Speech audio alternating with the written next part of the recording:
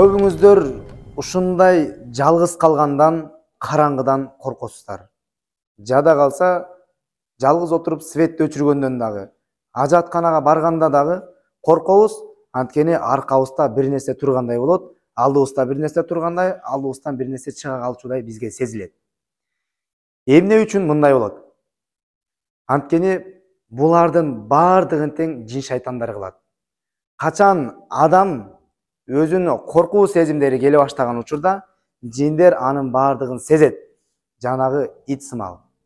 Иттер жыт менен ар бир нерсени сезе билгендей, жин шайтандар биздин көзүбүзгө көрүнбөгөн алам, бирок биздин коркуп атканыбызды алар билишет. Ошонун үчүн биздеги коркуу сезимдерди дагы көбөйтөт, дагы күчөтөт. Эми качан адам жиндерден коркпой турган болсо, ал эч кандай адамдарга зыян кыла албайт. Ал эми адам жүрөгүнөн коркуу сезимди алып келип, бул жагынан чыга калат, жин чыга калат деп коркуп бере турган болсо, жиндер дагы коркутуп, балким ал адамга зыян бериштиги дагы толук мүмкүн. Ошондуктан Аллах Таала Куранда шайтандын айламалдарынын бардыгы алсыз деп айткан.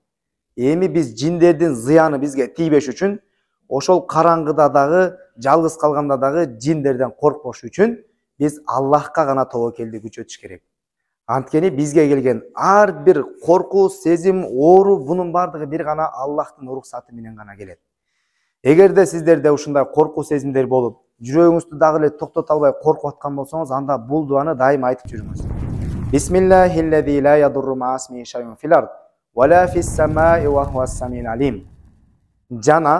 Жана адамдын жүрөгү катуу коркуп өзүнө келе албай аткан болсо, анда ал ыйык Куран аяттарын окуу менен жүрөктөрүн эс алдырып тазалаш керектиги зарыл болот. Ошондуктан ар нерседен корко бербестен бир гана Аллахка тобокел кылып, жин шайтандардын зыяндарынан, деги эле бардык нерселердин зыяндарынан өзүңүздү коргогонду үйрөнүңүз. Ассаламу алейкум ва рахматуллахи ва баракатух.